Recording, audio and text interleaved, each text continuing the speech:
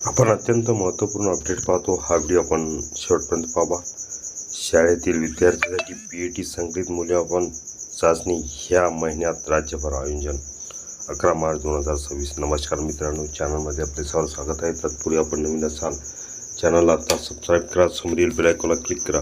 निश्चितच नवनवीन अपडेट अखिल तामसर क्लासेस चॅनलमार्फत सतत आपल्याला पाहायला मिळतील. पाहूया सविस्तर.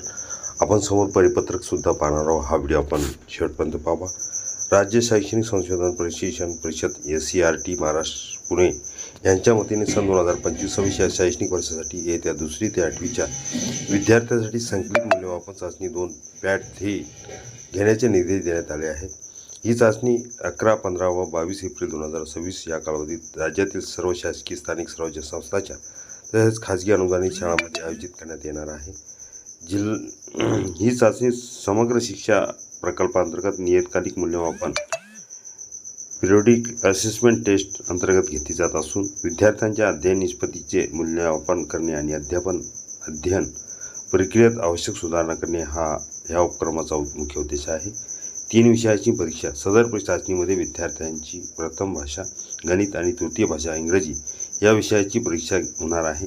येत्या 2री ते 8वीपर्यंतच्या सर्व विद्यार्थ्यांसाठी लेखी आणि तोंडी स्वरूपात चाचणी घेतली जाणार आहे. चाचणीचे वेळापत्रक पाहूया. राज्यस्तरावर जाहीर करण्यात आलेल्या वेळापत्रकानुसार चाचण्या पुढील प्रमाणे होतील. 11 एप्रिल 2026ला प्रथम भाषा, 15 एप्रिल 2026ला गणित, 22 एप्रिल 2026ला तृतीय भाषा इंग्रजी माध्यमातून वगळून. येत्यानुसार परीक्षेची कालावधी 60 ते 120 मिनिटे असेल. तसेच लेखी परीक्षेनंतर संबंधित विषयाची तोंडी परीक्षा घेण्यात येणार आहे. विद्यार्थ्यावर अतिरिक्त ताण नको. SCERTने स्पष्ट केले आहे की या चाचण्या 10वी-12वीच्या बोर्ड परीक्षासारख्या नसून विद्यार्थ्याच्या अध्ययन प्रगतीचे मूल्यांकन करण्यासाठी आहेत. त्यामुळे विद्यार्थ्यावर कोणताही अतिरिक्त ताण देऊ नये असे निर्देश शिक्षकांना देण्यात आले आहेत. चाचणीचे प्रमुख उद्देश विद्यार्थ्याच्या अध्ययन निष्पत्तीची पडताळणी करणे, अध्यापन प्रक्रिया अधिक परिणामकारक बनवणे, राष्ट्रीय संपादन सर्वेक्षण NAS मध्ये सुधारणा साधणे, मागे असलेल्या विद्यार्थ्यांसाठी सुधारणा कार्यक्रम आखणे, राज्यातील विषयावर येत्या निहाय शैक्षणिक स्थितीचा आढावा घेणे, चाचणी पत्रिकाची सुरक्षा आणि वितरण. चाचणी पत्रिका जिल्हा तालुका स्तरावर सुरक्षित ठेवण्याचे निर्देश देण्यात आले असून त्याचे वितरण निवडीस विद्यार्थ्यांच्या संख्येनुसार केले जाणार आहे.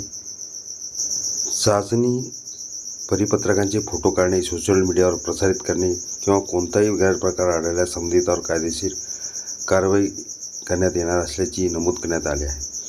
गुण विद्या समीक्षा केंद्रात गुण नोंद. या चाचणीचे गुण विद्या समीक्षा केंद्र VSK पोर्टलवर नोंदवण्यात येणार आहेत.